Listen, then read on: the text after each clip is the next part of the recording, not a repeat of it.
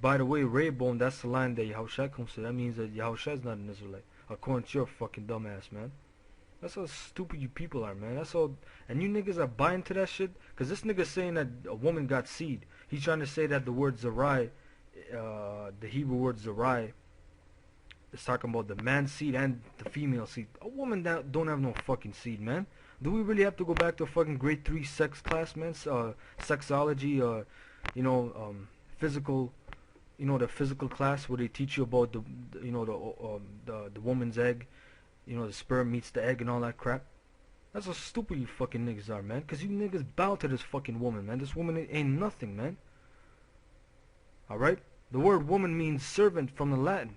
Get your facts fucking right, man. In Genesis 3:16, the Most High made, matter of fact, I'm going to get that, because that's an important scripture. Genesis chapter 3, verse 16. Unto the woman he said, I will greatly multiply thy sorrow and thy conception. In sorrow thou shalt bring forth children, and thy desire shall be to thy husband, and he shall rule over thee. You know what the word rule means, man? I don't have to explain that shit. Maybe I do, because you guys are fucking retarded, man. And then probably they're gonna say, oh, thou shalt bring forth children. The woman don't bring forth children, man. Without a man's seed, a woman cannot become pregnant. That's why these fucking dykes today, right? They can't bring forth children. So what do? They go to Frankenstein Esau, which fucking genetically creates sperm from a man, which a man gets fucking paid to nut in a fucking capsule. They use that shit to make a fucking baby, because they know that two women cannot fucking produce, man. You bunch of stupid people, man. Bunch of retards.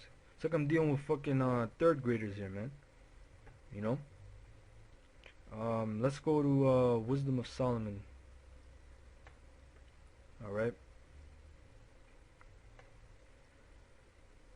Wisdom of Solomon, chapter 7 and 1. It says, I myself, this is Solomon speaking, I myself also am a mortal man, like to all, and the offspring of him that was first made of the earth, meaning Adam. And in my mother's womb was fashioned to be flesh in the time of 10 months, being compacted in blood, of the seed of man. Hold on, so he mentioned his mother's womb, fashioned to be in the flesh of time, 10 months, being compacted in blood, right? Of the seed of man. Alright? So how did he come about? He didn't come about just from his mom's womb. He told you of the seed of man. The word seed again in the Greek is sperma, meaning sperm. And the pleasure that came with sleep, meaning sex. And when I was born I drew in the common air and fell upon the earth, which is of like nature. And the first voice which I uttered was crying, as all others do. I was nursed in swaddling clothes, and that with cares. For there's no king that had any other beginning of birth. So there's no other king that had any other beginning. We all came from the seed of man. Alright. Now let's go to Genesis 5 and 1. It says, this is the book of the generations of Adam. In the day that the powers created man, in the likeness of the powers made he him. Male and female created he them, and blessed them, and called their name Adam in the day they were created. Now I'm going to look up this word generations in the blue letter. Alright, let's look up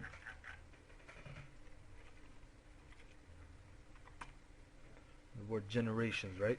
Because our generations done by, whenever you read a generation, for example, if you go to the book First Chronicles in 1 and 1, it always says son of this, son of him, son of him. It always mentions the man, because it's all about the men. Okay. Alright, this is the word for generation in Genesis 5:1. Thawaldawath means descendants, results, proceedings, generations, genealogies, account of men and their descendants, genealogical list of one's descendants, one's contemporaries, course of history, begetting or account of heaven, metaphor. Down here it says generation, families, races. So he gets a little deeper. Races now. According to their races. And then it quotes Genesis 10 and 32. Now let's go to Genesis 10 and 32 for 1 second. Alright, this is Genesis 10:32. These are the families of the sons of Noah, after their generations, and their nations, and by these were the nations divided in the earth after the flood. All right, because it's all about the men. It didn't mention the woman. They all had women. You know, the people that went in the ark was Noah, his sons, and their wives. But it didn't mention nothing about their woman. You know, genealogy, pedigree. Back again, that word pedigree. All right, so you know, the point is up here too. Account of men and their descendants. So when it says generation, the word generation goes back to generate, which is genus. Like I said, all going back to beget, produce. How do you produce? The man plants the woman. The man plants the seed in the woman. That's how you beget. That's how you produce. That's how a generation comes about. With the man. Okay? Now I'm going to go to another topic, which is the same, really different aspect of the topic. Color does not apply to race. Meaning that you can't look at someone and say, okay, this guy looks white. You know, he's an Edomite. That it doesn't work that way. Because really, in reality, color does not apply to race. What do I mean by that is, you can't look at someone and say, okay, this guy's brownish, he's probably Indian or... No, you can't say that, you know. Now, physical features are one thing. The Most High, you know, he made physical features to different kinds of, you know, different nations and this and that. But what really counts is the seed. It don't matter really how he looks like, because the Most High can make any man look like what he wants him to look like. But it goes back to the seed. I'm gonna really show you, because back in the ancient world, really, color didn't matter. In the Roman Empire, they didn't care what color you were.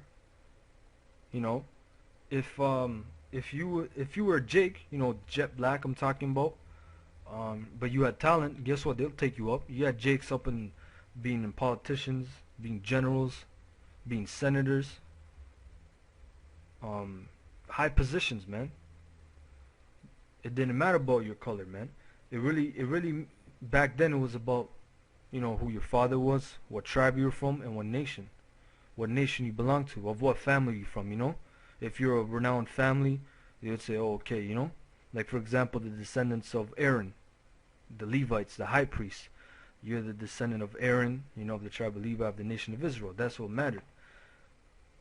Alright? So now, I'm going to go to this book called The Truth About the Black Biblical Israelites, Hebrew Israelites, by Ella J. Hewley. Alright?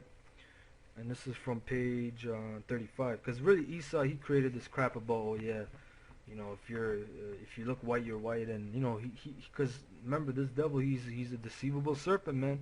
And you got to study to show that self-approved, not being a workman, not being ashamed. Right? This is page 35. It says the biblical account of creation indicates that God created man in his own image out of the dust of the ground. This would include one race of mankind, some of which later became different colors over the centuries because of climatic conditions and by the will of God, which is bullshit. It don't matter what climate you're from, because what proves that is, look at the Eskimos. They're way up in the Antarctic and they're still dark as hell. And by the will of God, which was manifested when two nations were born of Rebekah, Esau and Edom and Israel. Prior to the 17th century, 1600s, less emphasis was placed on race and or color. In the 17th century, Johann Friedrich Blumenbach was the first to divide mankind according to skin color. Prior to this time, the people were named after the country in which they lived. Example, the name was equated with the country, you know. Just like you had one of the disciples, I believe it was Simon the Canaanite. That don't mean he was a Canaanite. He was from the land of Canaan, you know. Because that's what sometimes that was sometimes your surname, you know. If me in the ancient world, Yeromia, I would be from the land of example Mizraim, Egypt. Yeromia the Mizraimite. That don't mean I'm a Mizraimite. You know, sometimes that's how you get your surname. But really what mattered was, like I said, your nationality, your father's house, what was your father's name, you know, what house were you from, what tribe. Because, for example, Tobit, when he asked the angel, because Tobit was really on that, he asked, what tribe are you from? What's your father's, what's your father's name? What nation, what tribe are you from the nation of Israel? That's what really mattered. All right. And now I'm gonna go to Babylon to Timbuktu. You brothers know this, by Rudolph R. Windsor. I'm gonna go to page 20. All right. This is page 20, and it says down here, the ancient people did not classify races according to skin color like the modern nations of Europe and America. The ancients, including the Greeks and Romans, identified people according to their national or tribal names. They used such names as Visigoths, Vandals, Saxons, Ethiopians, Carthaginians, Jews, Arabs, Persians, Babylonians, Egyptians, and Moors. They did not use the term Negro, which is a modern term, to refer to black races, or the word Caucasian to refer to the white races. That's because the Caucasians, and the word Caucasian, that's not even a race, man. That's a term. That's like a surname. Edomites, the Caucasians, because these devils weren't up in the Caucasus Mountains at this time. That's why they weren't called Caucasians. Dividing the world along a color line was an idea that originated with the white supremacists in Europe after the Renaissance. Now, that's a key point right there. After the Renaissance, what do you have during the Renaissance? Esau coming up, and this time he knew he had to come with a different ball game. He had to totally confuse the hell out of people, because if he didn't divide us by color, because really, these devils, they read the scriptures, they know the prophecies. Like in Hosea 7:6, Ephraim is a cake not Ephraim has mixed himself among the people. Ephraim is a cake not turned. Meaning one side is light, one side is dark. Some Ephraimites are light as hell, some Ephraimites are dark as hell. Which really Ephraim represents the northern kingdom, so it goes for all the 10 tribes, nine tribes, So these devils have to come with a different ball game, because if they really didn't focus on color in this day and age, you wouldn't have this beef between Ephraim and Judah.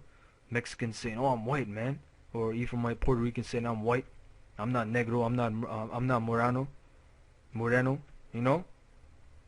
They will focus on nationality and tribe, and when they go back to nationality and tribe, when you really study that, you really know that you really end up at being an Israelite if you're of the tribe. So Esau said, "You know what? We gotta divide even more." And this devil, he's a real fucking serpent, man. All right. So it says, the Europeans did not have any great civilization immediately after the fall of Greece and Rome, because they got put up in the Caucasus Mountains, which that's how they got their name, their surname, Caucasian. Caucasian means dwell of the Caucasus Mountains. So I'm gonna jump down here. All right. It says, in the 17th century and later, Europe began to emerge out of the slough of ignorance, and certain Germans and others conceived of themselves as belonging to a superior race. Johann F. Blumenbach, a German 1752 to 1840, was the first to divide humanity on the basis of skin color. Up to this time, no such attempts had been made. His classification set up a color line to the detriment of later generations. What does the word detriment mean? Let's look it up.